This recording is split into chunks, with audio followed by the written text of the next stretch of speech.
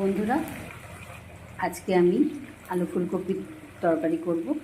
তার জন্য লাগছে আমাদের এখানে নতুন ফুলকপি, দেখুন উঠেছে।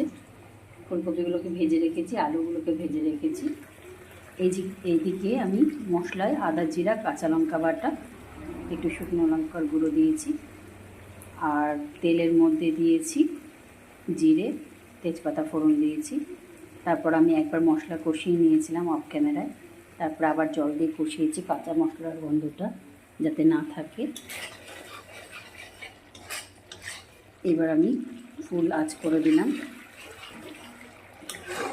নামানোর আগে আমি গরম মশলা দেব সামান্য। বন্ধুরা, এর মধ্যে আমি এই সব সবজিগুলোকে দিয়ে কষাবো।